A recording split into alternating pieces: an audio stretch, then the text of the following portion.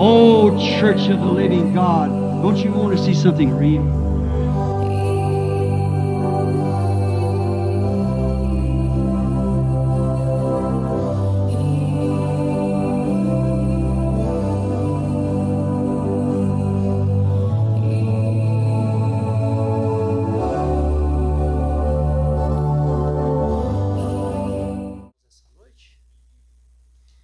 Aproveitar que estamos em pé, vamos abrir nossas Bíblias.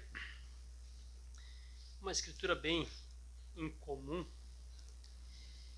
No livro de Jeremias, capítulo 15.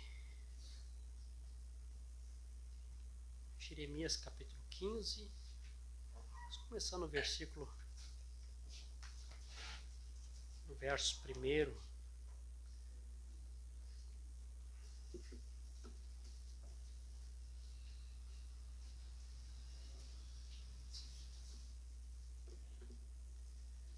Amém. Jeremias capítulo 15, do verso 1 ao verso 3,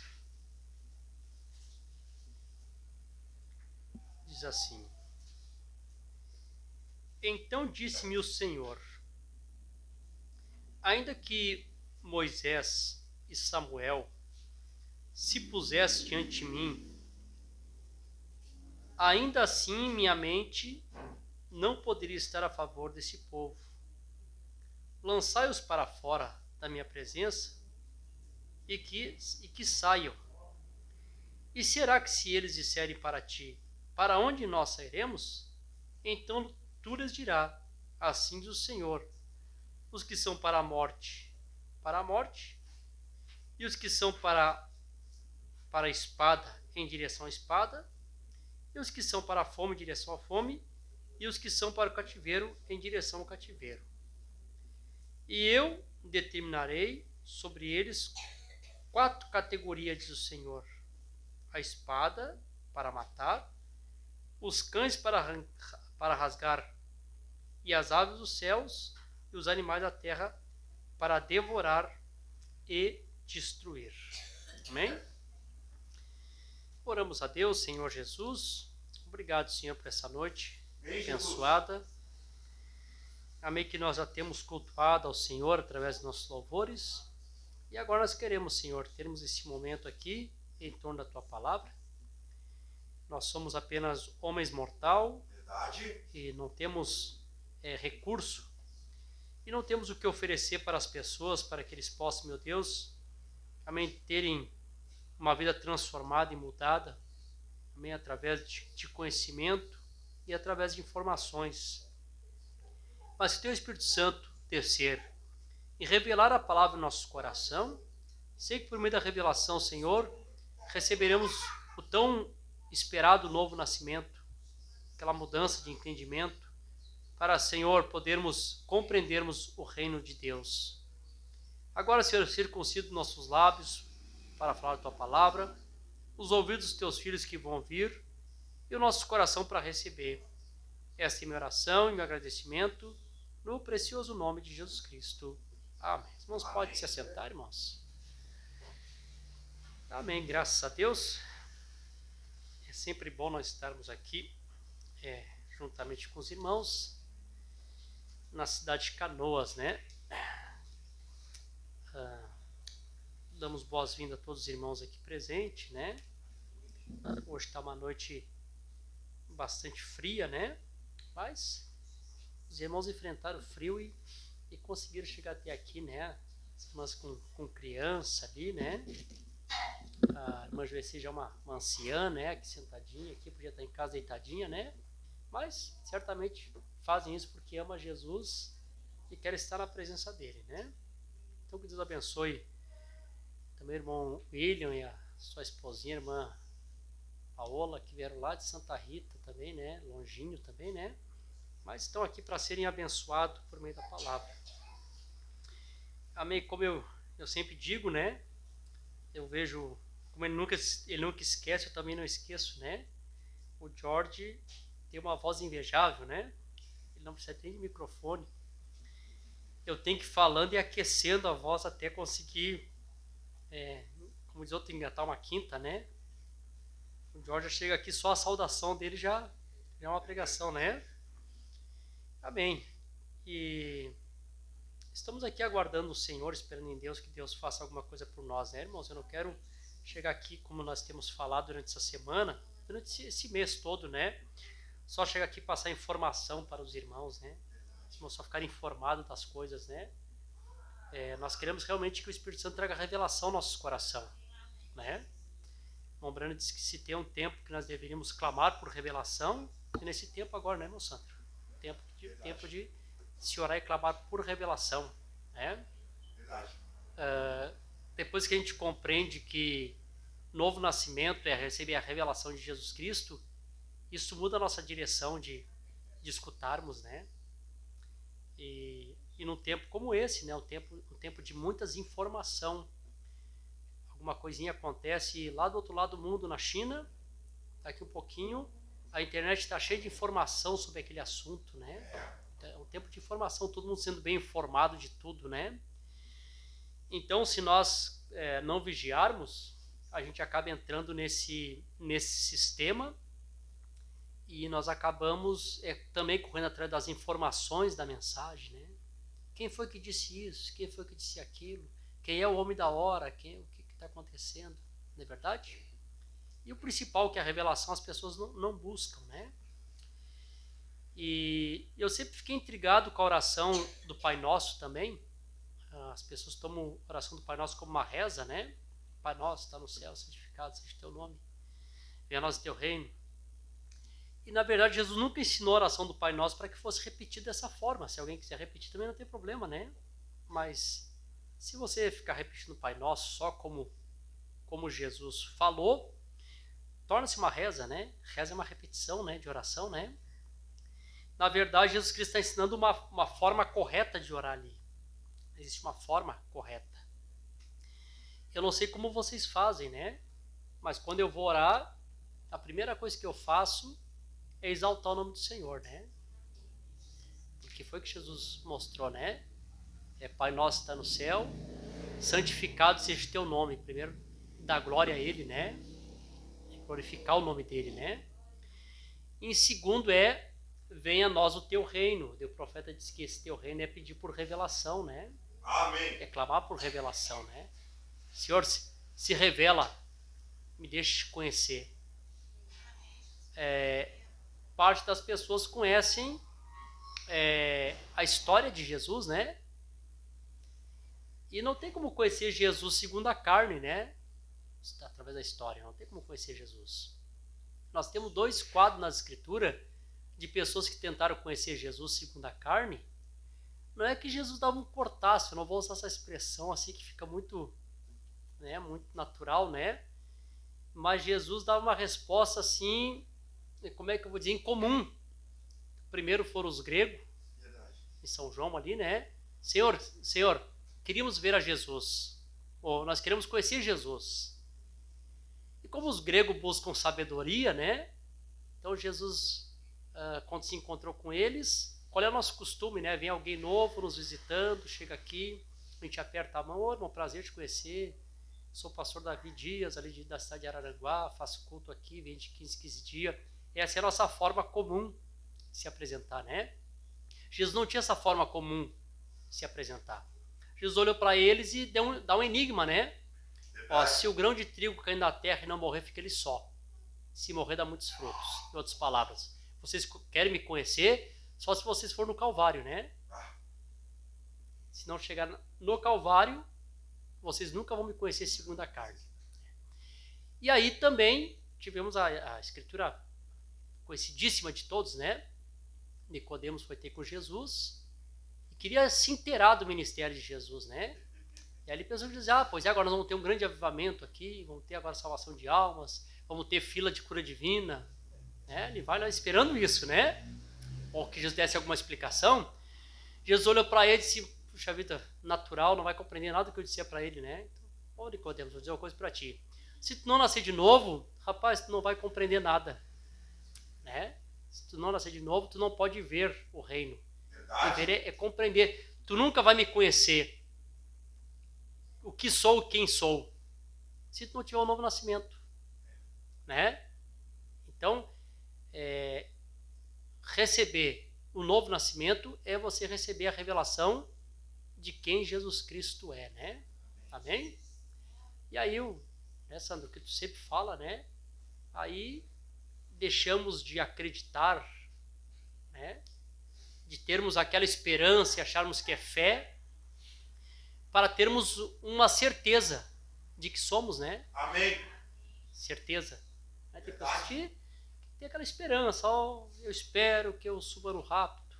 Esse uma irmã preocupada, pastor, o meu temor é perder o rapto. Diga, irmã, tu precisa conhecer o amor de Jesus, viu? Por quê, pastor? Porque o amor de Jesus lança fora todo medo. Amém. O amor de Jesus te dá certeza, confiança, né? E aí eu me lembro de Paulo dizendo, eu sei em quem tenho crido. E estou bem certo. Eu tenho certeza que Ele é poderoso para guardar meu depósito até aquele dia, né? Amém? Então é disso que se trata, né? Nós queremos que os irmãos captem a revelação. Amém. Então assim, eu vou falar pouco para não encher vocês de informação, mas que o Espírito Santo revele a palavra. Amém? Aos corações dos irmãos. Deus abençoe o irmão Jorginho, nosso amigo, companheiro de anos, e eu vendo aqui o irmão Jorginho tocando e cantando, me veio uma lembrança antiga, né? Eu me lembro que a primeira vez que eu vi o irmão Jorginho cantando, eu e a mãe estávamos na casa do irmão Darcy. Lembra do irmão Darcy, né? E aí tinha culto lá, né? Lembra do irmão Darcy, né? Que morava na Florianópolis, um irmão de cor, que cantava junto com o irmão, lembra, né? Foi, você partiu com o senhor faz anos, né? E eu me lembro que eu vi os dois cantando junto, lá de dupla, né? A gente era criança, né? Cresci, né? Já perdi o cabelo, o irmão continua cantando, né? Amém?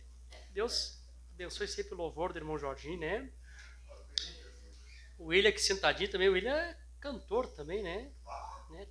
Tem uma voz boa, né? Tem um hino que eu gosto muito de ouvir o William cantando, né?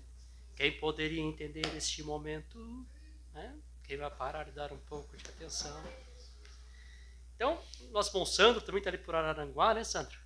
Amém? Está aqui conosco nessa noite. Então, deixa eu falar um pouquinho aqui, irmãos. Os irmãos sabem a minha maneira de pregar, né? O George é um helicóptero. Ele decola rápido. Eu sou aquele avião mais demorado, assim, eu preciso de uma pista longa, assim, até tomar voo, né? E às vezes chega no final do culto e nem consegui sair do chão. Então, os irmãos têm um pouquinho de paciência. Bom, irmãos, eu estou meditando alguns assuntos e hoje ali na casa da minha mãe, estava ali conversando e fazendo algumas anotações. E às vezes a gente anota algumas coisas, mas o Espírito Santo muda, né? E me vi essa escritura aqui dentro de coisas que já estamos falando, assim, vou dizer que seja continuação de alguns assuntos que nós estamos falando. E eu fiquei pensando aqui, por que o Senhor diz, né? Mesmo que Moisés e Samuel viesse e me pedisse, aqui ele está falando a respeito desses 4 mal que viria sobre o povo, né? Eu vou mandar 4 mal, né? Que vai atingir vocês. E ele diz que mesmo que Moisés ou Samuel viesse, pedisse, intercedesse, eu não iria ouvir eles. Por que Deus coloca Moisés e Samuel, né? Porque são 2 homens, 2 profetas, que com o Espírito de Cristo, não era o homem, né? Era o Espírito de Cristo neles, foi 2 que intercederam por alguém, né? Exato. Lembra que o profeta dizia assim, sempre me intrigava na minha mente, quando eu via Moisés intercedendo pelo povo, quando Deus disse, Moisés, te aparta esse povo, porque eu vou matar eles, e vou começar tudo de novo contigo. Diz, Senhor, mate a mim primeiro.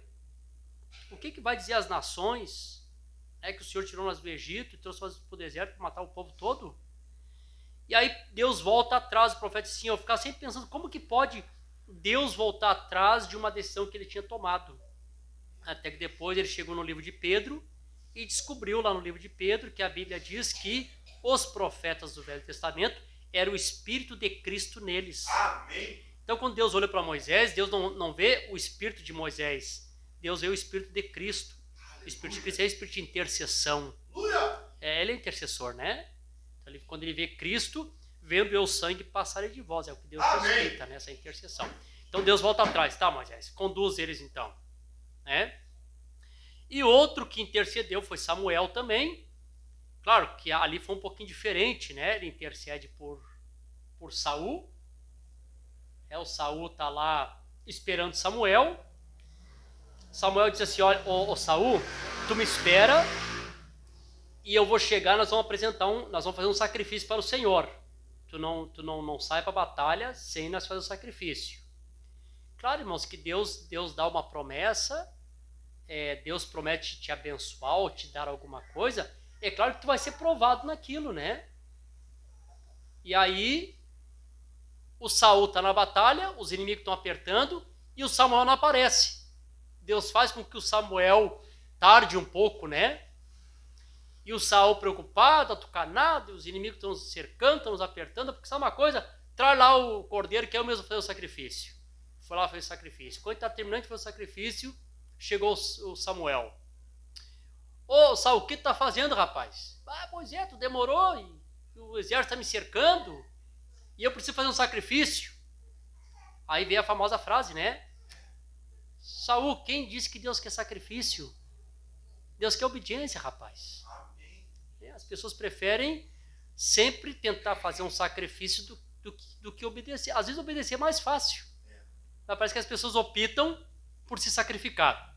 Lembra que o general Amã, né, tinha lá um pajem, né? E aí ele estava indo embora, porque ele achou um desaforo que o Eliseu pediu para ele. Ele disse, ô general, mas diz uma coisa para mim. Se o profeta tivesse pedido alguma coisa difícil, tu faria? Teria feito. E as pessoas sempre esperam coisa difícil, né? Rapaz, não é fácil falar de banho no Jordão. Ele foi se banhar no Jordão 7 vezes, ficou curado da lepra. Então nem sempre a resposta de Deus está em fazer um longo sacrifício. Às vezes só tu obedecer o que Deus manda já é o suficiente. Verdade. Aí estava lá o Samuel sempre intercedendo pelo Saul. Chegou uma hora de Deus, ô Samuel, para de orar por esse homem, rapaz. Já se torna meu inimigo. Então são 2 homens que intercederam, né? Por isso que nós temos aqui, né? Mesmo que Moisés ou Samuel, né, intercedesse, eu não ouviria. Nós passamos aqui um outro culto aqui. Quantos aqui as irmãs estão lembradas, né? Sobre os cães lá que comeram a carne de Jezabel. Os irmãos estavam no culto, né? Não sei se o Willi estava no culto nesse dia que eu preguei sobre isso, né? Nós falamos sobre os cães que comeram a carne de Jezabel, tipificando aquelas 10 nações também que vão comer ali a carne da grande Babilônia, também ali Apocalipse 17, né? E aqui fala a respeito de ser devorada as carnes. Apocalipse 19 e 15, também a escritura que eu li ali falou sobre as aves do céu devorando, né? Ou melhor, diz que, deixa eu pegar aqui certinho aqui, ele vai mandar 4 mal para o povo. Deixa eu pegar aqui certinho de novo, só para mim não sair da ordem. Jeremias 15.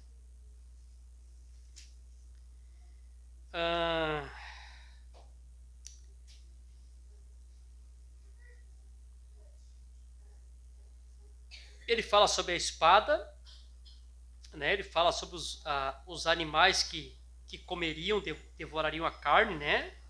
Fala dos cães e das aves do céu.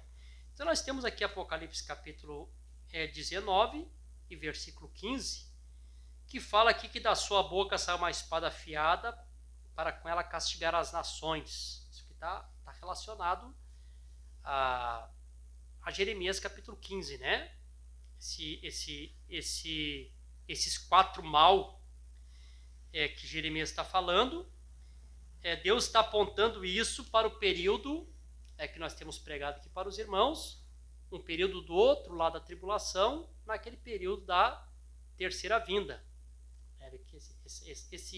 Essa profecia de Jeremias, ela é uma profecia que ela está sendo profetizada, e o cumprimento dela é para se cumprir do outro lado da tribulação. Eu quero chegar aqui num ponto com os irmãos, quero que os irmãos me acompanhem, eu vou um pouquinho devagar aqui, eu quero que vocês compreendam, né? Então, todos esses males que Deus fala, aparece aqui em Apocalipse, quer ver? Apocalipse também 17 e 16, que nós lemos aqui na semana passada, diz assim, ó: os 10 chifres que tu viste sobre a besta, este odiarão a prostituta, e a deixarão assolada e nua, e comerão sua carne e queimarão com fogo. Um tipo também lá de Jezabel, que foi atirado pelo telhado, né, pela sacadinha lá, e os cães vieram e comeram as suas carnes. O profeta fez um paralelo a Jezabel natural, um tipo da igreja romana espiritual, né? E aqueles cães que comeram a sua carne, representando aquelas 10 nações que vão apoiar a besta primeiro, vão dar o seu poder, seu armamento, enfim, né? Vão dar todo o seu apoio. O diabo faz, como diz o mundo, aí o diabo faz a panela, mas não faz a tampa, não tem um ditado que diz aí, né? Então o reino de Satanás não é um reino perfeito. Ele consegue manter perfeito, ou ele consegue manter um pouquinho de paz por um espaço curto de tempo. É por isso que a Bíblia diz assim, ó, e quando disserem a paz e segurança, virá repentina destruição. Então quando eles pensam assim, agora conseguimos ter paz, paz na economia, paz entre as nações, está tudo certo, agora não precisamos mais sentar na mesa de negociação para acalmar as guerras, né? Então a Bíblia diz que está aí, quando eles pensar que isso está acontecendo, vem essa destruição aqui do qual nós estamos falando. E em algum lugar a economia não dá certo, porque o reino de Satanás é perfeito, alguém lá se sente prejudicado, algumas nações se sentem prejudicadas, e aí aqueles mesmos que hoje estão a favor, são os mesmos que vão contra ela, vão destruir ela, e num sentido figurado, comer as suas carnes, como aqueles cães que comeram a carne de Jezabel. Perfeito isso, né? Os irmãos compreendem isso, né? Amém.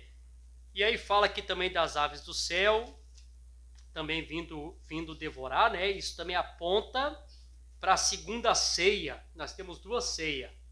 A primeira ceia que nós temos é Apocalipse 19, versículo 7, quando a esposa se apronta, quando ela sobe no arrebatamento, né?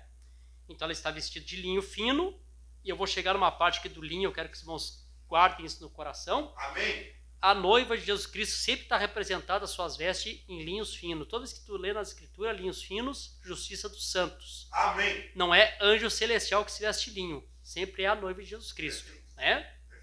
Então, ela se aprontou no versículo 7 do capítulo 19, vai para a ceia das bodas, e logo aqui vem uma outra ceia.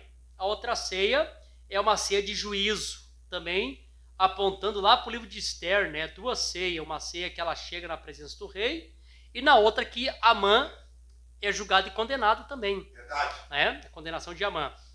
Diz assim, ó.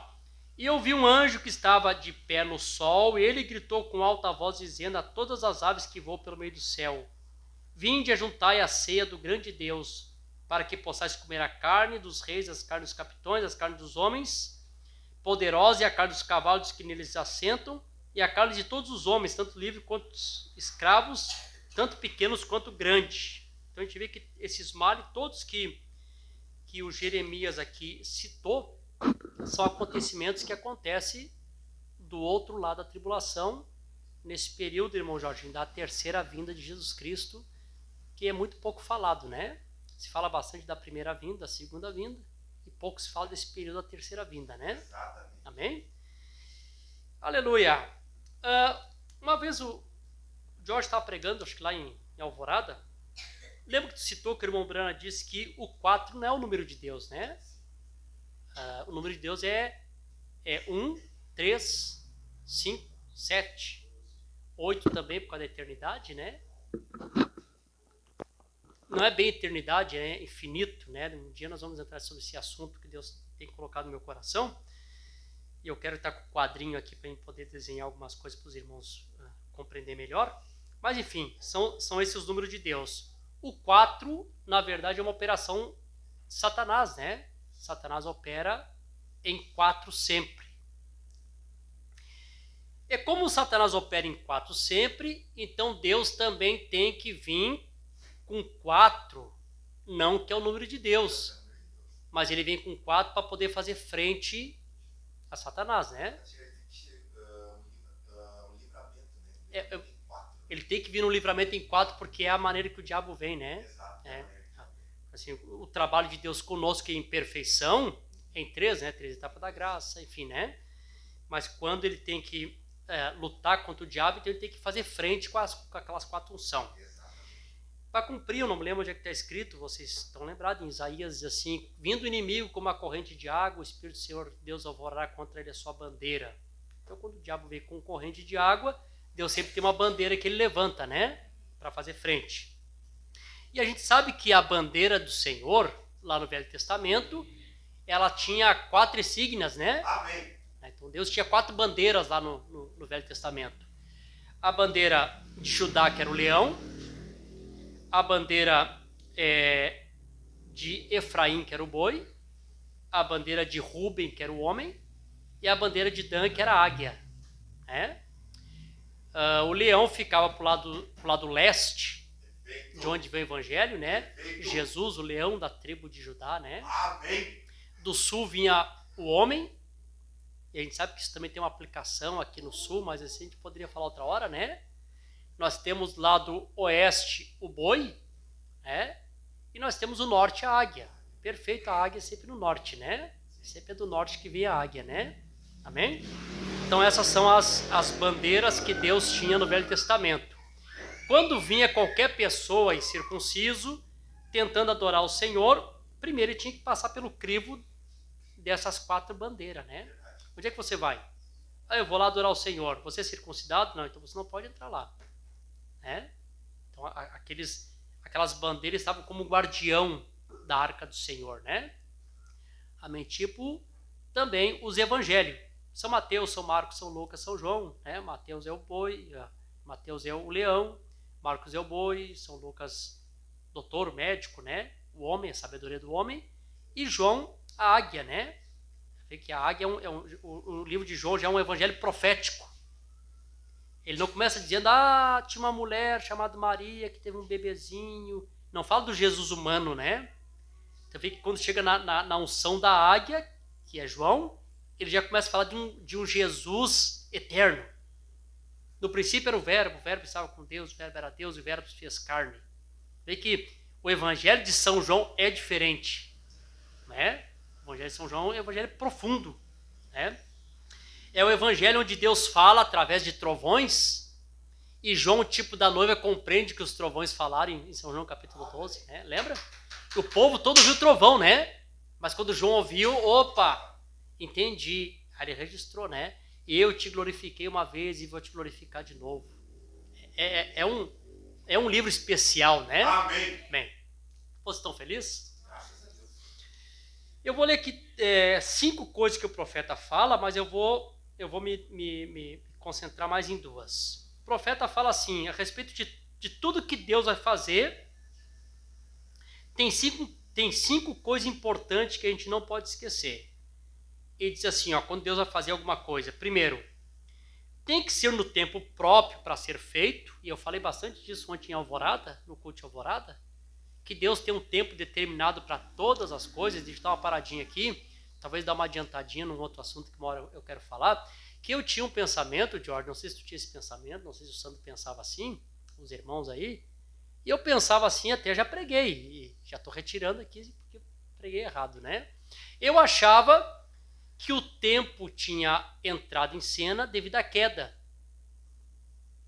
que tudo era eterno, tudo estava na eternidade, e quando houve a queda, entrou o tempo. Até que eu descobri que eu estava errado, né? Na verdade, Deus criou o tempo. E antes mesmo da queda, a Bíblia diz que Deus já tinha criado os tempos e as estações, né? Qual é a diferença? A diferença é que Deus tinha um homem aqui eterno, na eternidade. Façamos o homem a nossa imagem conforme a nossa semelhança, aquele homem espiritual, teofânico. E Deus tinha o tempo aqui na terra e formou o homem dentro do tempo, né? Forma o homem aqui dentro do tempo.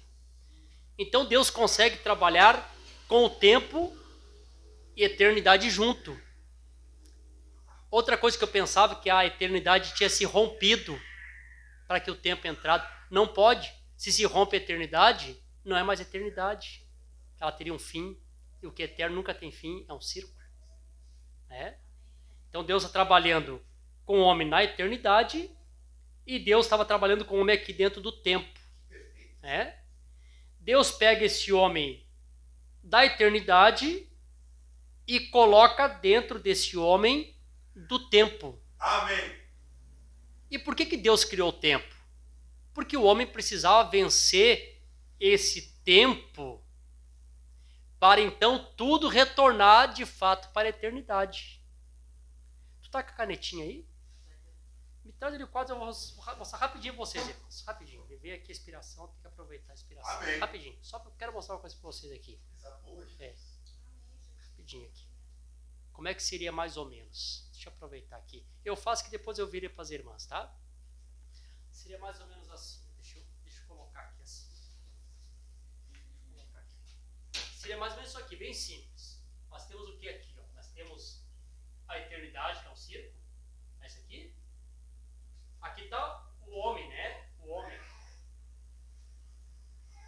A maior semelhança de Deus está aqui. Deus cria o tempo. Né? Tanto que Deus criou o tempo, que a criação estava dentro de um tempo, não estava? Sim. E foi à tarde, amanhã o primeiro dia, foi à tarde, amanhã o segundo dia. Então aqui nós temos, né? Aqui os 7 dias aqui, né? Dentro do tempo. O profeta nos mostrou que são 7.000 anos, né? Um dia para Deus é como se fosse 1.000 anos, né? Então o que nós temos aqui? Aqui tem um paradoxo, né? Deus coloca esse homem da eternidade dentro do homem do tempo, e esse homem do tempo teria que vencer o tempo, e quando chegasse no final do tempo, ele entraria no dia 8º. E o 8, a gente sabe que é o símbolo do infinito, né? Não da eternidade, né? O eterno é o círculo, né? Sim.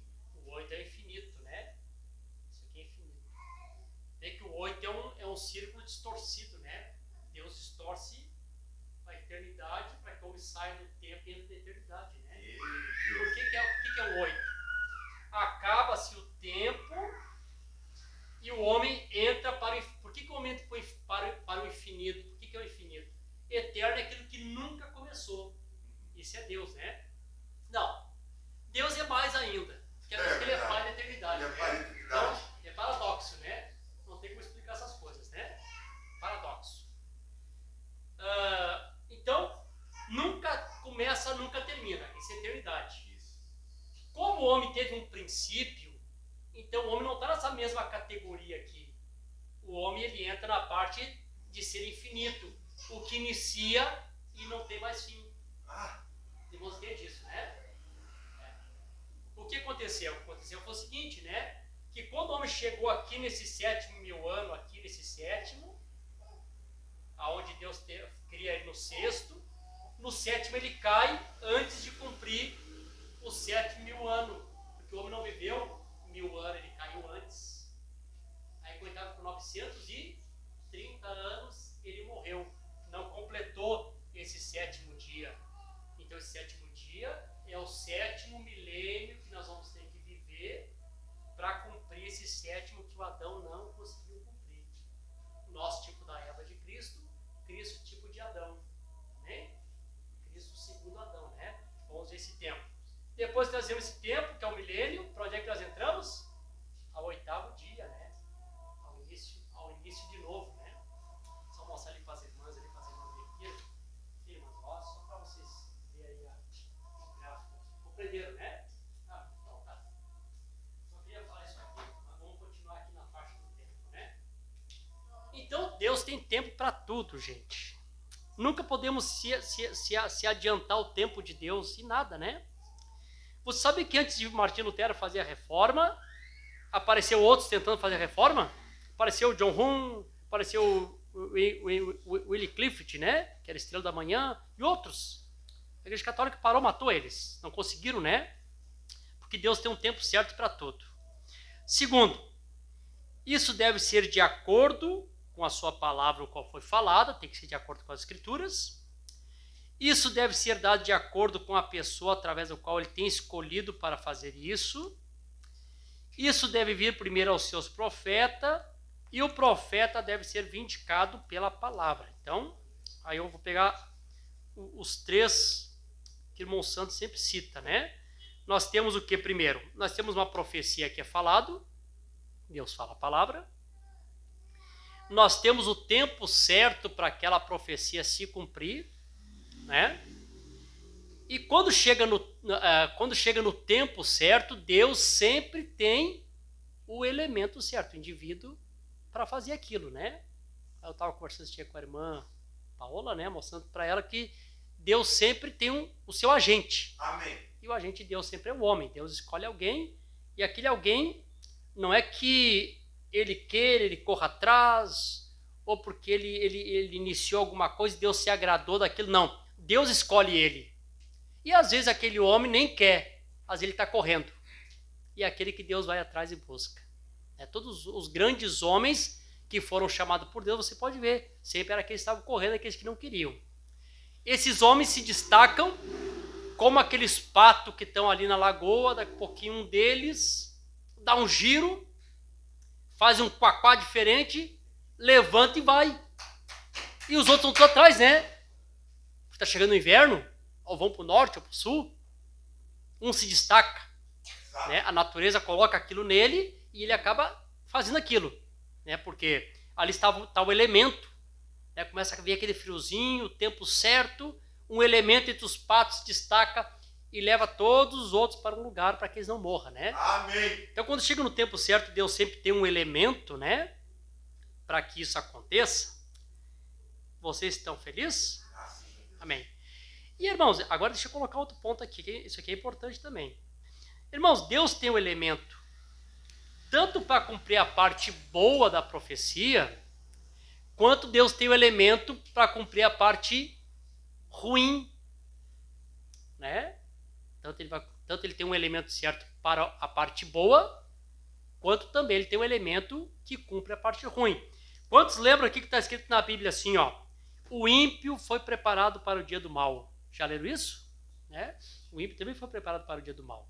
Por exemplo, assim, eu falei já em outros cultos, vou repetir de novo, até o que o diabo faz, ele tem que primeiro pedir permissão para Deus. Não é verdade? Tudo está no controle de Deus. Eu disse uma vez que eu não entendia, né, que a Bíblia diz assim, ó, que Deus levanta o homem mais baixo da terra e coloca como governo do povo. Tá, então, é Deus. Aí logo, nós descobrimos a política está na mão de Satanás. Satanás é o príncipe desse mundo. Tá, e agora quem é que governa? Até que eu compreendi, Satanás governa permitido por Deus. Permissiva, né? Deus permite. Porque, irmão, Deus é justo até com o diabo. Até para o diabo Deus vai dar tempo. Alguém disse para mim, tá, mas por que depois de 1000 anos Satanás é solto? Deus é justo. Se ele determinou que é 1000 anos, é 1000 anos. Depois vai soltar ele. Como ele vai se rebelar de novo? Se rebelou de novo, pena de morte para ti. Lago de fogo. Mas Deus dá tempo para todos. Deus é justo. Amém? E aí, qual é a escritura chave para isso aqui que eu estou falando? Deus tem uma reunião no céu. Eu disse outro dia que o céu não está parado, né? Não sei, as pessoas, os crentes da mensagem, parece que tem aquele pensamento católico, né? Que está todo mundo deitado em cima de uma luvezinha, tudo com um anjinho, né? Fazinha, alguém tocando umas harpinhas. Irmão, não é assim. O céu está em movimento. Amém. Claro, coisas vão acontecer no céu o tempo todo. Volte lá em Crônicas para te ver lá. Aqui na terra estava acontecendo alguma coisa, lá no céu também estava acontecendo. Imagina, quando lá o Nabucodonosor estava pronto para colocar os filhos de Israel lá na fornalha, o céu teve reunião. Chega os anjos, vem cá, o senhor está vendo lá o que vão fazer? Estou vendo. Senhor, deixa eu ir lá, eu sou o anjo da inundação, que não dei lá o tempo do antediluviano, boto água lá. Não, deixa assim. Chega o outro, Senhor, eu desembanho minha espada e acabo com eles tudo, só te acalma aqui, rapaz. Esses homens passaram a noite toda orando na minha presença. Amém. O caso deles vai ser diferente. Não vou mandar anjo, eu mesmo vou descer e vou ser o quarto homem na fornalha. É isso, né? E aí Deus podia apagar o fogo. E que milagre seria eles entrar numa fornalha sem fogo? Não seria milagre nenhum. Qual foi o grande milagre? Eles entraram no fogo e o fogo não queimar. Pela fé eles apagaram a força do fogo Eles entram, o céu está sempre em ação. Aleluia. E aí onde é que nós temos isso na escritura, né? Quando chamaram Micaías para dar a opinião dele a respeito se vocês deviam subir até Ramote de Gileade para tomar a terra de volta. E aí disse, vamos. O Josafá, que era espiritual, percebeu que tinha alguma coisa errada. Não, em nome do Senhor, fala a verdade para nós. Vocês querem saber a verdade? Então vou dizer para vocês a verdade. Então, eu vi o céu aberto, vi o Senhor assentado no alto sublime trono, vi que o Senhor reuniu todos os seus súditos lá no céu. Aí o Senhor fez uma reunião com eles. Irmão, Deus pode tudo ou não pode? Pode. Mas não faz tudo. Sabe por quê, irmão? Deus gosta de ver nós trabalhando. Deus gosta de dividir tarefa com o seu súdito. Ele podia fazer tudo, né? Pronto, tá tudo feito. Mas ele gosta de dividir tarefa. Tipo Josué, né? Prendeu os reis, traz os reis, olhou, não é justo eu pisar sozinho. Vem cá vocês, capitão, os guerreiros, pise na cabeça aqui dos reis da terra aqui. Amém? Por isso que a Bíblia diz que muito breve o Senhor nosso Deus esmagará Satanás aonde? Não nos seus pés, mas debaixo dos nossos pés. Amém. Perfeito. Deus pode tudo. Perfeito. Mas Ele quer dividir coisas com nós. Irmão Brano chegou, aquela criança tomada de câncer na sua garganta. For orar, Senhor, se o Senhor estivesse aqui, o que o Senhor faria para essa criança? Aí Deus dá a resposta para ele. Eu estou esperando para ver o que tu faz. É comigo? É contigo? Então, Senhor, eu coloco o teu sangue entre essa enfermidade e essa criança. E a criança foi curada, amém? Aleluia. Aí Deus reúne seu súdito. Vem cá, tem uma missão. Tem que fazer uma coisa. Eu tenho que colocar na boca daqueles 400 profetas que eles falem uma mentira. Quem é que eu posso mandar? Claro que os anjos celestiais não mentem, né, irmão? Aí fica todo mundo ali, eu não posso mentir, né? Eu não vou ser o voluntário, não vou dar um passo à frente. Quem é que vai? Quem que vai? Daqui um pouquinho vem um espírito mau lá de baixo. Senhor, eu vou. Como é que tu vai fazer? Eu vou entrar neles, vou ser um espírito de mentira. Então vai e prospera o teu caminho. Vê, irmão, Deus que permite. Então, tanto o elemento da parte boa que Deus envia aquele homem para uma dispensação, para uma era, para uma comunidade, também Deus que permite, na vontade permissiva, aquele ímpio que é preparado para o dia do mal. Não é verdade? Porque Deus também tem que trazer juízo e Deus tem que preparar alguém para o juízo. Amém? Aleluia. Deus não disse, Ciro, tu vai ser meu servo, porque eu tenho que trazer juízo sobre a Babilônia. Tu nem me conhece, mas vou te usar como um chicote na minha mão. Aleluia. Louvado seja o nome do Senhor Jesus Cristo. O profeta trouxe a revelação, né? Os jovens estão vendo a Rússia aí. Hoje não tem mais o comunismo político na Rússia. Preste atenção nisso aqui, ó. Não tem o comunismo político na Rússia. Mas o irmão diz que o comunismo é um espírito. Não é apenas um partido. É um espírito. Pode ver, uma pessoa que se intitula um comunista, ele mata pela causa, né? Tu fala alguma coisa meio que conta, perde amigo, se é parente fica bravo contigo, já corta os laços, porque é um espírito que entra na pessoa. Quando o comunismo iniciou lá na União Soviética, filhos entregavam os pais pro partido, eles não estão cumprindo com as leis de vocês. Quantos pais morreram porque os filhos eram treinados na escola, doutrinados na escola, né, que o comunismo era o paraíso, né? Claro, isso é um espírito. E é um espírito tão forte, porque, irmão, ele não é um espírito sozinho. O profeta diz que os outros 3 ismos, fascismo, o nazismo, eles culminam dentro do comunismo, né? E isso que parece que hoje são inimigos, sabe o que são 2 inimigos, né? O comunismo e o capitalismo, hoje parece que eles são inimigos, né? Mas eles estão se unindo. Pode ver que hoje a pregação socialista é um pouquinho diferente, porque eles têm que trazer esse otuísmo para dentro deles também. Bom, aí no tempo lá do irmão Brana, que era o tempo do auge do comunismo, e os irmãos dos Estados Unidos tinham aquele medo, né? O comunismo é o anticristo. O profeta diz, olha, não se engane.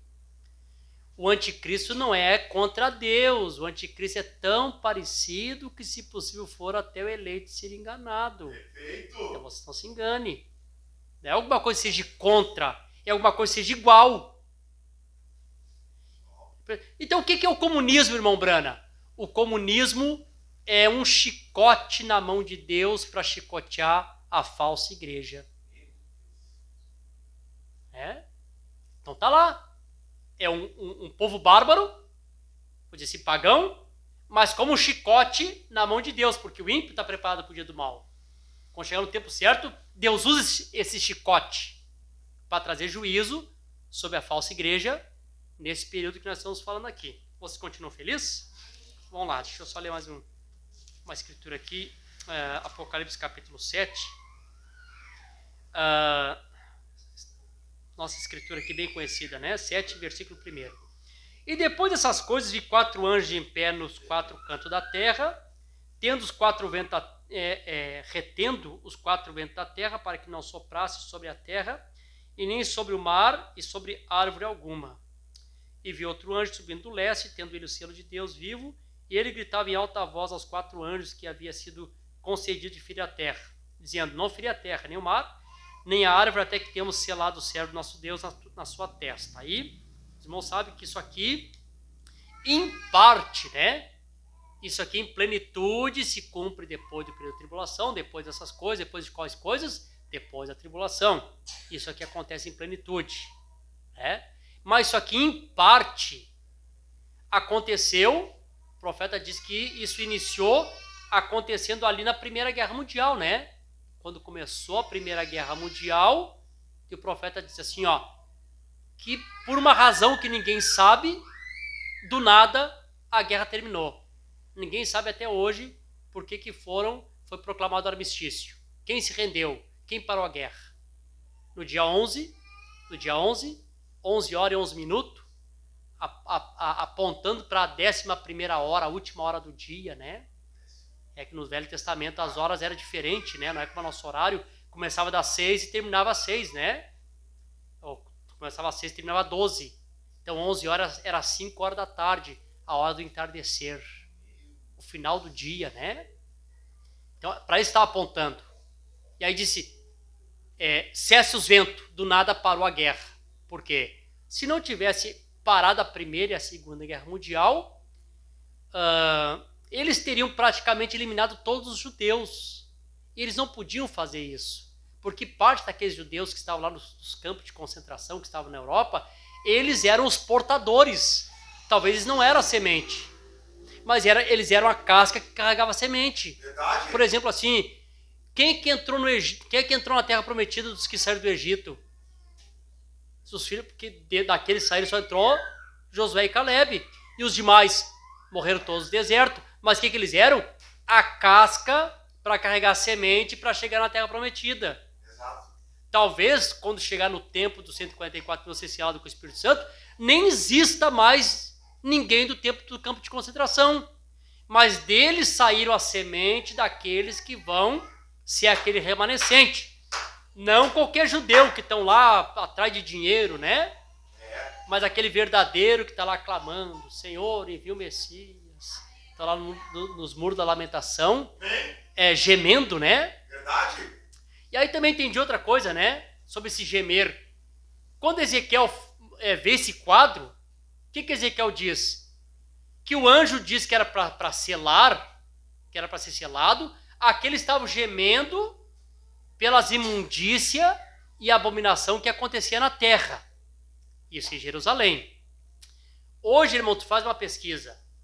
Ao redor de Jerusalém, você tem nações islâmicas. Irmão, numa nação islâmica é proibidíssimo o homossexualismo. Matam mesmo e não tem nem direitos humanos que ir lá dar o pitago. Né? Verdade. Você pode ver, eles matam mesmo. Como Jerusalém é uma cidade internacional, então todos se refugiam em Jerusalém. Então por isso que a imundícia está ali. Por isso que a Bíblia diz que Moisés e Elias eles são mortos e colocados na praça, que espiritualmente se chama-se Egito e Sodoma e Gomorra, porque é o estado que está Jerusalém hoje. Por isso que os verdadeiros judeus que estão lá hoje estão clamando por aquilo. Meu Deus, essa aqui é a cidade santa, olha que imundícia. Quando é que vai vir o Messias? Meu Deus, estão ali clamando por isso. Verdade. Fato. Claro que estão clamando. E a hora que o anjo selador passar, encontra eles. E aí o anjo passa selando eles. Os que estão clamando. Eles são selados, eles são guardados pelas duas asas da águia, né? Moisés e Elias, ministério profético, o esconde, né? Verdade. Amém, Jesus? Glória a Deus. Diz que águas sai da boca do dragão para perseguir a eles. Águas é povos, línguas e nações. Verdade. Multidão vão atrás deles. Do nada a terra se abre e engole essas, né? Sem dar uma olhadinha lá, né? Ó, nós temos 2 elementos na estátua de Nabucodonosor, o barro e o ferro, que se uniram que se unem pelo espaço de tempo nos dedos, mas depois não tem liga, eles têm que se separarem, né? Aí o profeta mostrou, né? Khrushchev, o líder das 5 nações ocidental, né? Barro, Khrushchev, barro. 5 do ocidente, Khrushchev, ferro, né? Os 5 se unindo. Então a gente vê que, não estou falando do partido, falando do espírito, esse espírito daquelas 5 nações, comunismo, representando barro. Nesse tempo, esse comunismo já está se levantando como um chicote na mão de Deus para ferir a falsa igreja. E nesse tempo o comunismo já interfere. Porque a terra que se abre e engole aquela água, né? Vocês entendem isso, né? Estão entendendo a linguagem, né? Não sei se você compreende, né? Amém, Jesus. Aleluia. Que Deus nos ajude, né, irmãos? A compreender isso, né? Mas esses 4 anjos, irmãos, eles estão aqui, né? O que o anjo fez com eles? O anjo não impede eles de trabalharem, só dá tempo para eles. Esses anjos aqui estão preparados, deixa eu ler outra parte aqui deles. Eles estão preparados para um tempo também, eu estou falando sobre o tempo, né? E o 6º anjo soou, e ouviu uma voz que vinha dos 4 chifres do altar de ouro que está diante de Deus, dizendo ao 6º anjo, que tinha trombeta: solta os 4 anjos que estão presos no grande rio Eufrates. Quando é que eles são presos? Glória a Deus. Aleluia. Vê, irmãos, que eles tentam atuar fora de tempo, o Espírito Santo vem e prende eles. Cessa. Né? Cessa. Não faça essa destruição que você quer fazer, porque eu tenho 144 mil que eu preciso selar com o Espírito Santo. Amém. Não destrua todos. Fiquem presos. Mas claro que vai chegar a hora que eles são soltos, né? Porque eles têm o tempo deles também de fazer a sua obra, né? Eles estavam presos junto ao rio Eufrates, logo eles são soltos. E aí, tomando aquele pensamento que tu falou aquele dia, né? Por exemplo, assim, como é que Deus trabalha nessa área?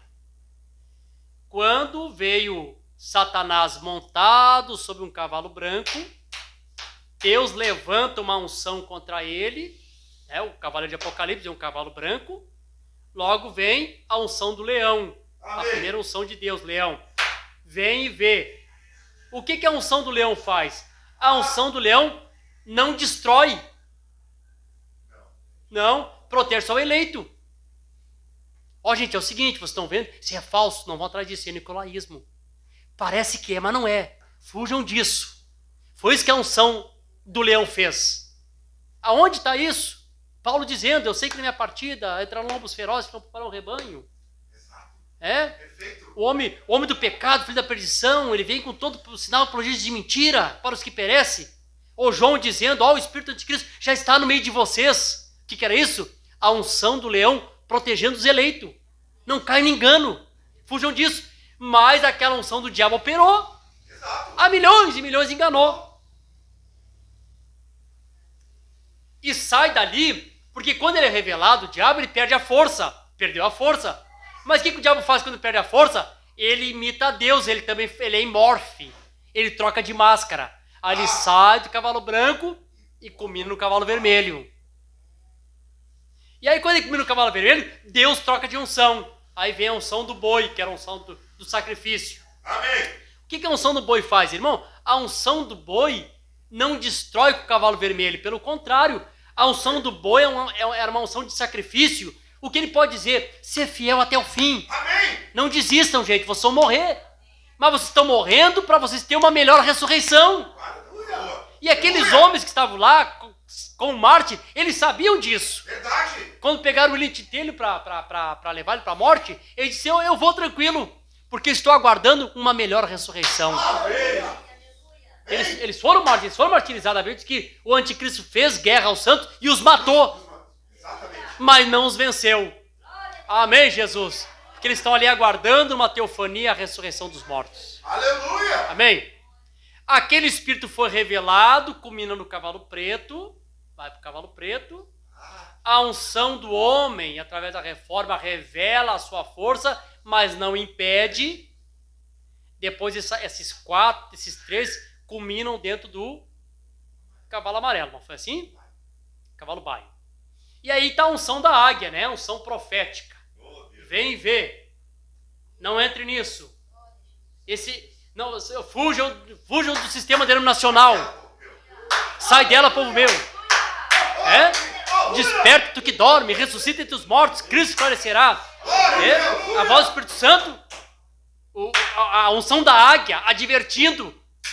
Mas nesse tempo aqui, não destrói também o cavalo amarelo. É verdade. Só protege o eleito para o rapto. Amém. Amém. Saiam, fujam, sai dela, povo meu. Desperta o que dorme, ressuscita dos mortos, Cristo te esclarecerá. Aleluia. Vai trazer esclarecimento no teu entendimento. A unção da águia nos chamando para fora, né? Amém? Por isso que nós cantamos, né? Já posso ouvir o grito da águia me chamando. Aleluia!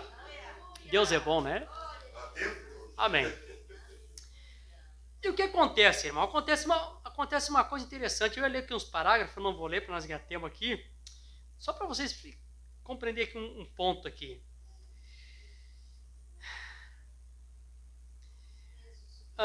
Também outra coisa que o Jorge falou muito interessante sobre plenitude ali, né? Uma hora nós temos que entrar fundo nisso aí, né, Jorge? Sobre plenitude.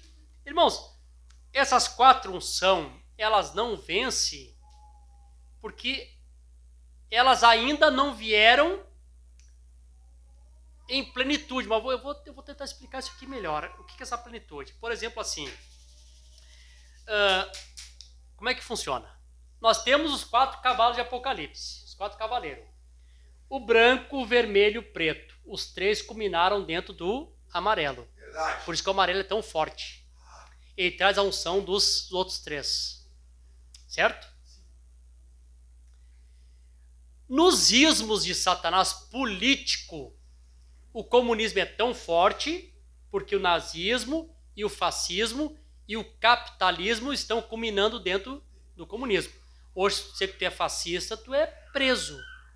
Não. Hoje, fascista é uma ofensa. Nazismo, qualquer sinal de nazismo é cadeia. E o comunismo matou tanta gente quanto o fascismo e o nazismo, e qualquer um pode ser comunista. Por quê? Porque tem uma unção por trás disso. Todos os outros... Não que acabou o nazismo, não acabou. Graças a Deus, acabou. Não, irmão, não acabou. Está combinado dentro do comunismo. A mesma coisa que o Hitler fez, o Stalin fez. Mao Tse-tung fez, os da Coreia estão fazendo. A unção é a mesma. Faz a mesma coisa. Está combinado ali dentro, a força.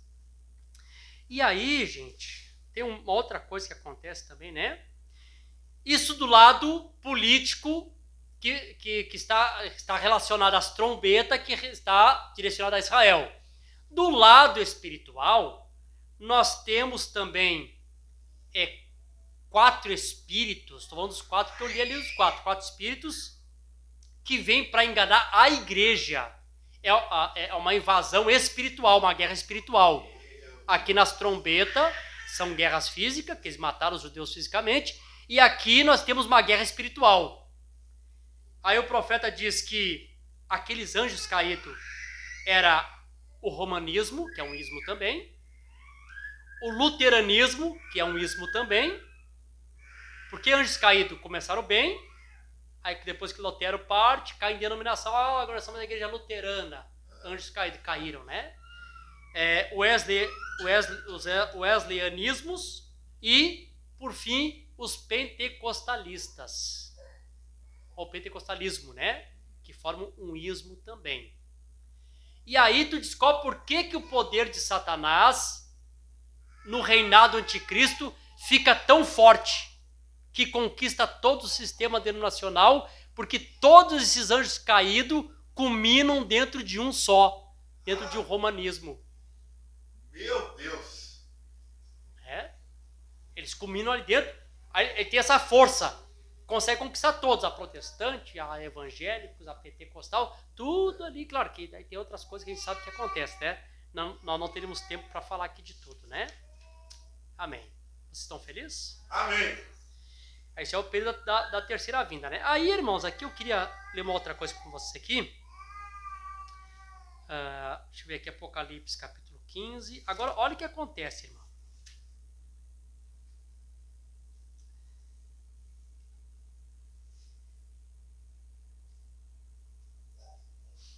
Apocalipse, capítulo 15.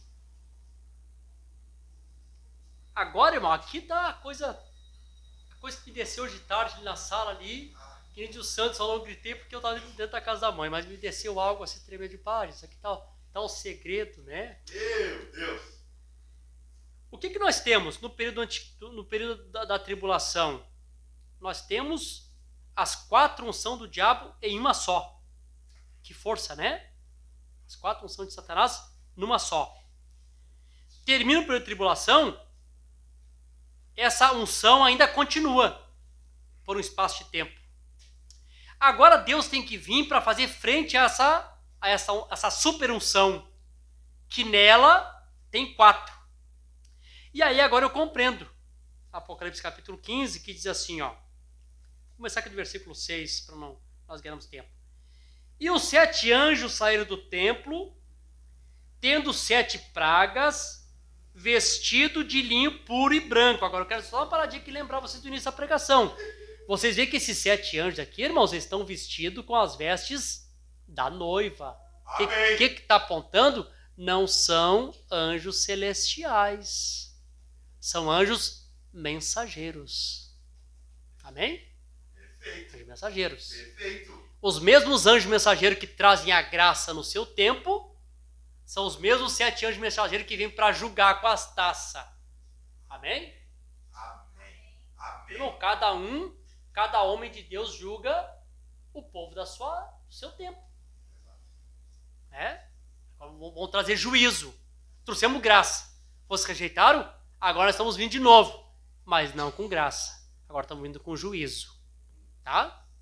Dá para ver claramente, né? São 7 anjos mensageiros, não celestial, porque estão vestidos de linho. Nós temos que compreender a simbologia da Escritura. Linho aponta para as vestes da noiva. Amém? Amém. Não estou sendo difícil, né? Tá simples, né? Vamos lá. Cingindo com cintos de ouro no seu peito, porque aqui no peito, quando era aqui na cintura, era o sacerdote. Sacerdote é o que fazia intercessão. Vê que agora o cinto não está mais na cinta como sacerdote. Aí quando botava no peito, quem usava o cinto no peito? Juiz. Que agora estão vindo para julgamento. Amém. Para julgar, né? E um dos 4 animal deu aos 7 anjos 7 taças de ouro, cheio da ira de Deus, que vive para sempre e sempre. Agora, o que está acontecendo aqui, irmão? Claro que agora eu compreendi. Glória a Deus. Irmão, tem que ser uma repetição. Assim como os cavaleiros culminam dentro do cavalo amarelo, as outras unção culminam com a unção da águia. Perfeito. Vocês entendem isso, né? Sim.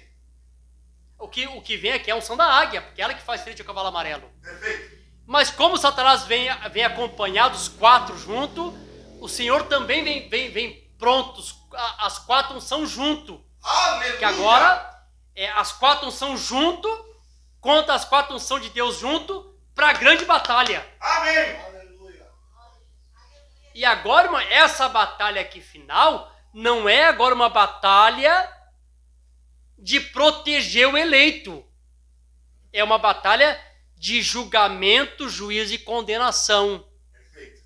E essa batalha vai ser tão forte, tão decisiva, que Deus preparou o lago de fogo para Satanás, especialmente para ele Deus. e para os seus anjos.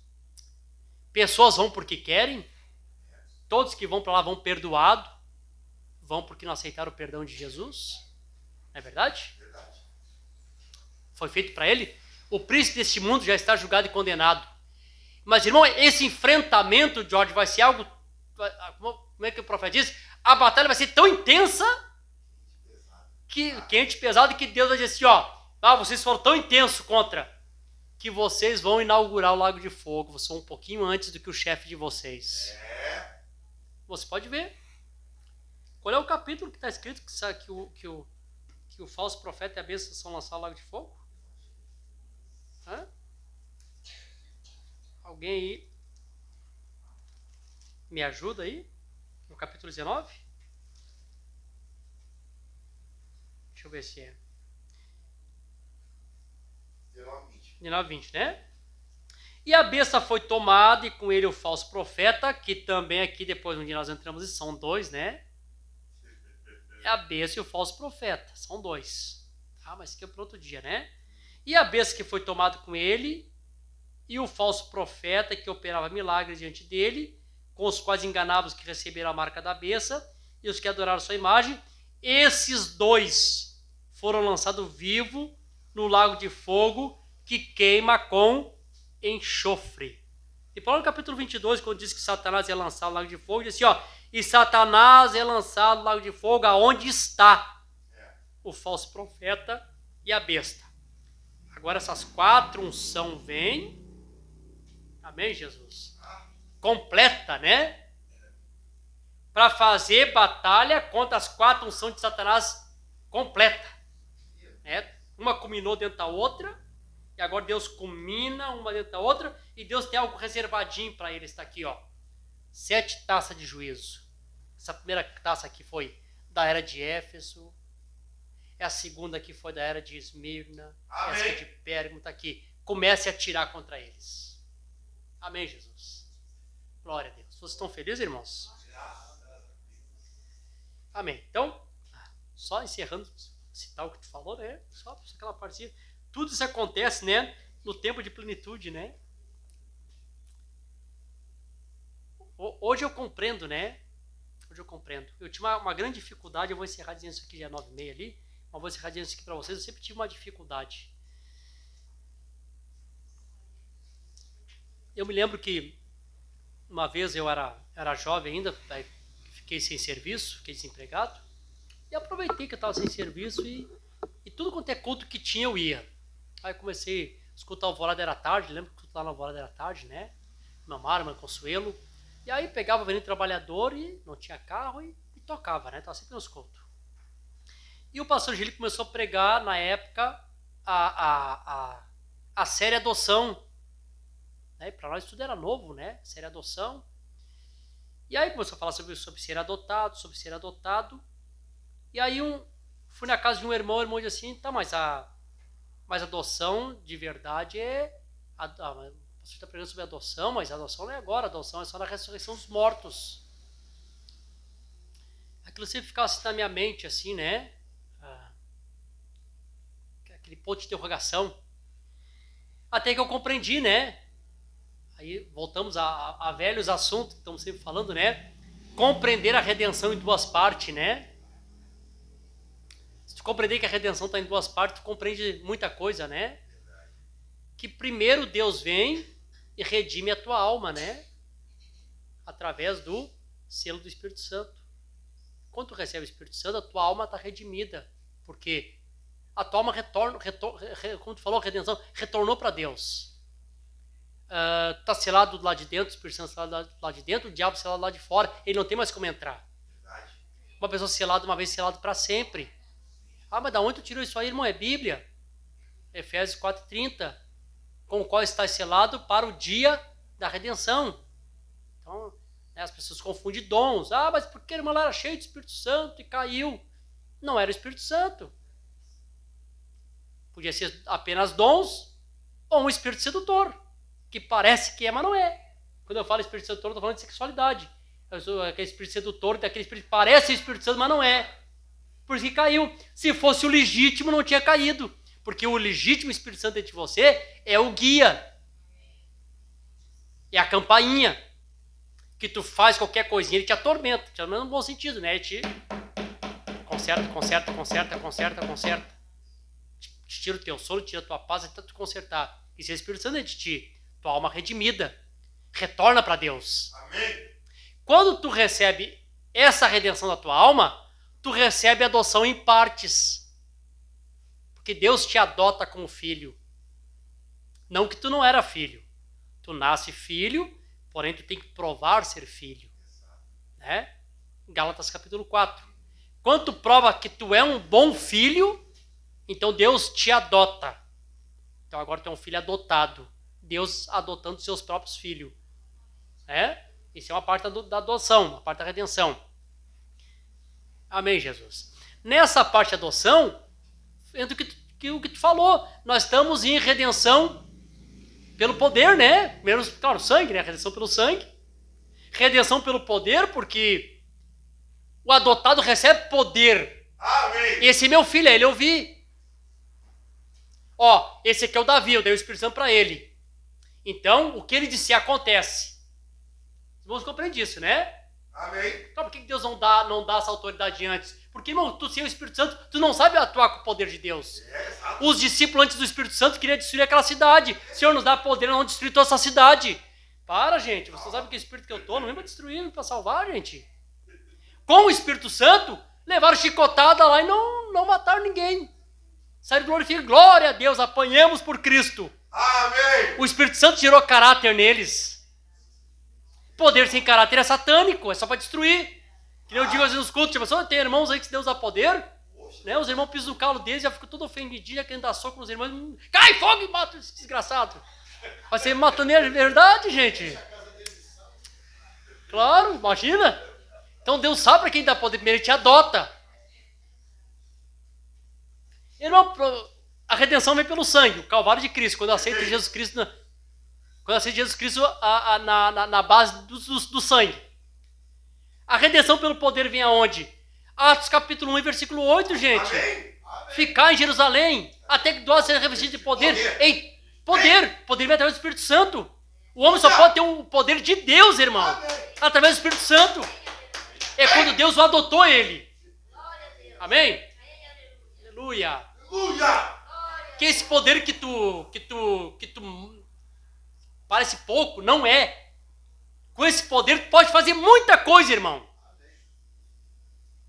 Amém, Jesus? Ei, Jesus. Aleluia. Oh, glória. Com esse poder tu pode ler Hebreus capítulo 11 e ver o que aconteceu com esse poder, né? É. Como tá falando, se a fé intelectual, a fé humana, pôde mexer com um candelabro, aquele homem pôde quebrar um copo, imagina uma fé sobrenatural, Oh, glória.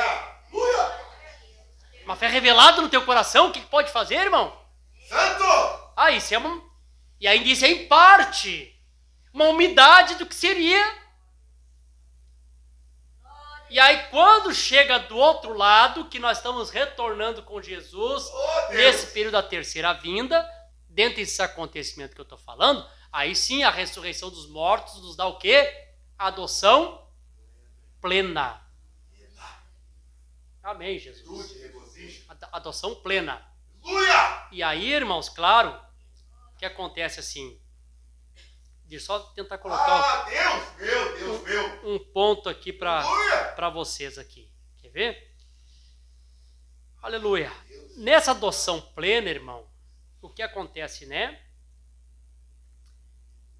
Quando a gente lá atrás do sistema, a gente via tanta coisa, né? As pessoas querendo fazer exibição com a fé, né? Quando chega no tempo dessa plenitude, esse poder que tem que se manifestar, ele não vem de uma forma de exibição. Ele vem no tempo certo para a necessidade certa. Tem uma necessidade. E esse poder precisa ser manifestado.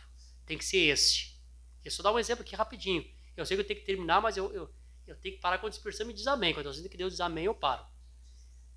O irmão Brana era um homem que tinha fé. Todos nós já conhecemos testemunho de cura e o que Deus fazia. Mesmo assim, ele ficava pensando, como pode? Está escrito, é a Bíblia? Diga para essa montanha, se mova daqui para lá, isso acontece. Como é que isso pode acontecer, uma montanha sair? Mas é a Bíblia, é a verdade. Mas como seria? Aí vai, agora eu vou mostrar para vocês que eu sou homem de Deus. Montanha, não, nunca ia acontecer. E aí, quando ele está pensando nisso, Deus diz assim, ó, isto tem que ser uma inspiração.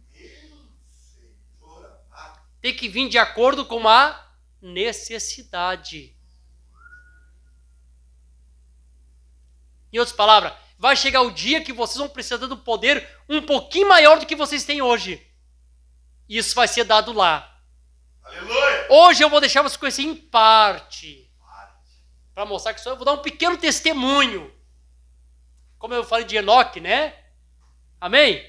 Que Enoque viu os redimidos voltando para o milênio, né? E ele viu aquele grande monte se levantando. Ele viu a Nova Jerusalém descendo. Foi isso que ele viu. Terceira vinda. Que ele pegou e fez uma pequena maquetezinha lá no Egito, né? Vou deixar registrado, né? É? Amém, Jesus? Eu vou deixar vocês ver em partes isso. Deus deixou os esquilos serem criados. Deus deixou os filhos de Lama-Ratimos pela palavra falada aceitar o Senhor Jesus. A ressurreição do peixinho, a tempestade, aquele cisto que apareceu 5 vezes. Então, não precisa usar isso agora. A fé que tu tem é o suficiente. Mas vai chegar a hora que vocês vão precisar. Agora nós temos aí todos esses montes de demônio. 200 milhões de demônios estão presos no Eufrates, tudo solto. É verdade. Aqueles 3 espíritos de Ram, que está ligado a esse espírito religioso, o judaísmo, o cristianismo e o catolicismo, tudo se reunindo para vir contra o arraial. Eles vão, meu irmão, e pegam os súditos dos 4 cantos da terra. E aí, irmão, tu pensa que vai ser guerra de palavra como é hoje? Hoje é guerra de palavra. Está escrito, também está escrito, Satanás. Palavra. Lá vai ser guerra física. Verdade. Uma irmã disse, pastor, parece inconcebível isso, parece surreal. Eu digo, é surreal, mas é verdade. Quer um pequeno exemplo de como que vai ser? Quero. Estuda a Guerra dos 6 Dias. E tu vai ver, era uma batalha física com interferência divina. E assim vai ser lá. E aí, irmão, se vai ser uma guerra física, imagina alguém tirando uma bomba nuclear contra ti. Que poder tu vai ter que ter, né? Já pensaram nisso? É surreal mesmo, né? Mas é verdade. Paradoxo, né? Glória a Deus. Perfeito! Vou encerrar aqui, né? Vamos se colocar de pé. Eu ia ler uns parágrafos aqui da mensagem, mas deixamos para outra ocasião.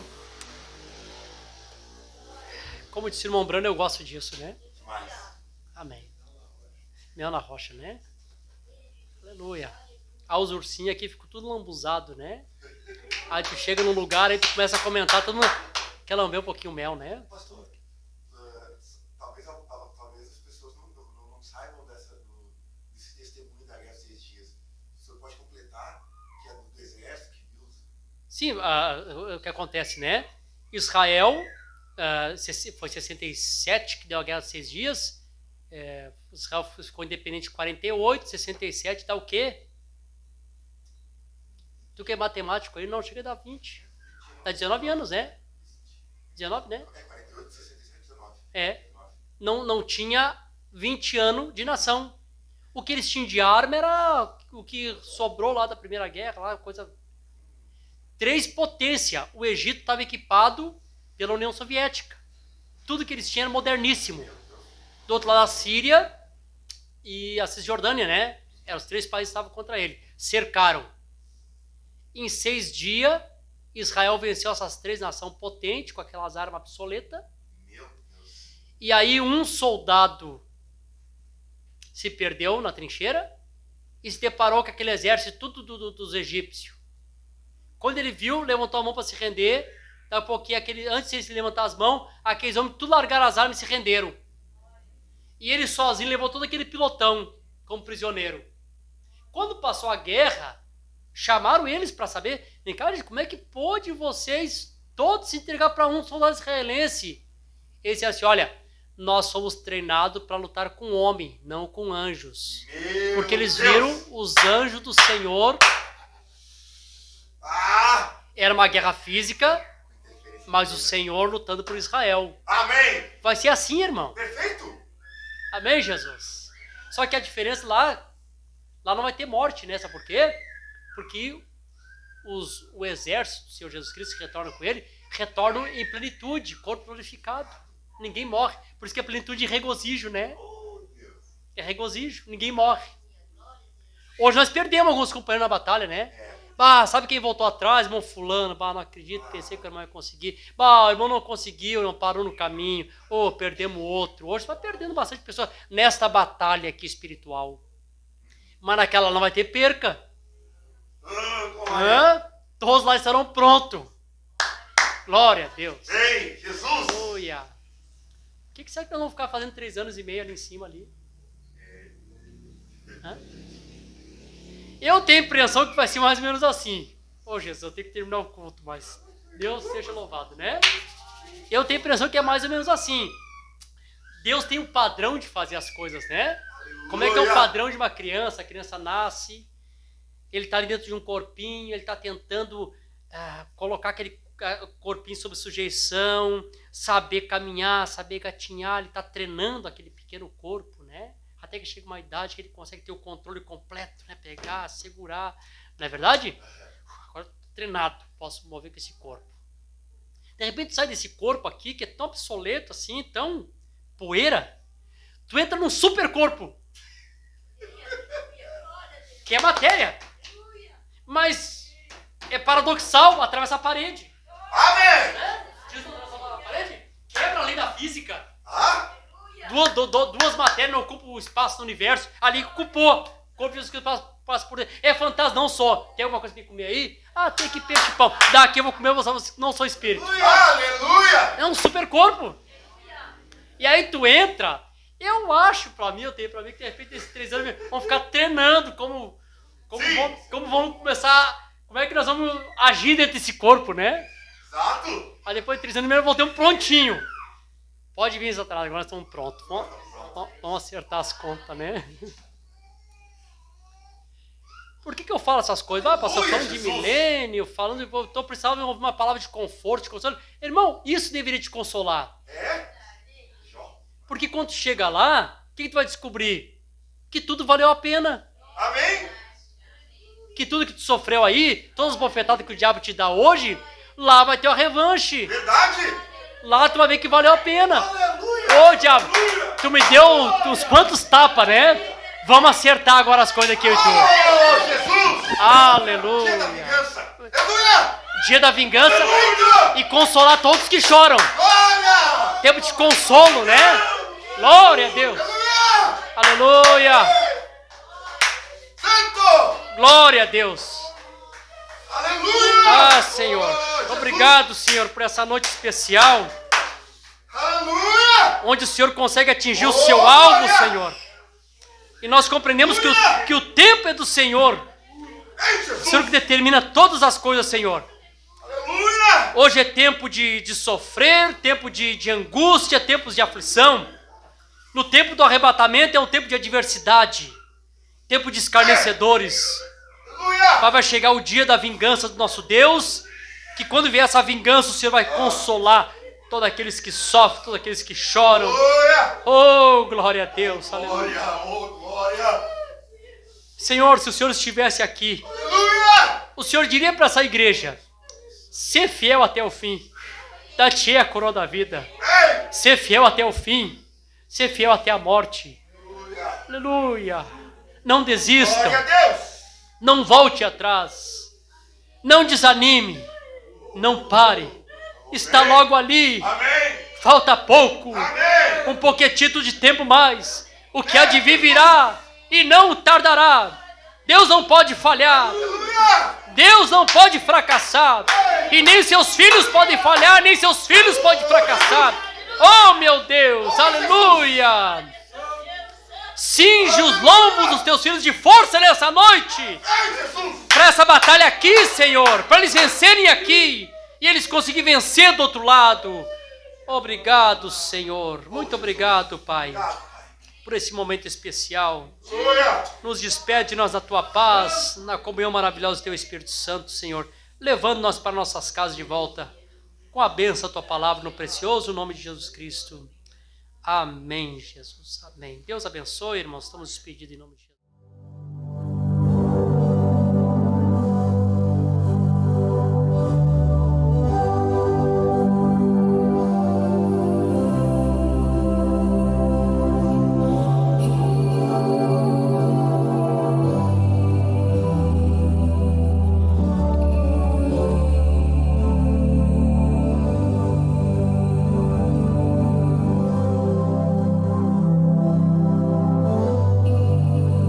Oh, Church of the Living God, don't you want to see something real?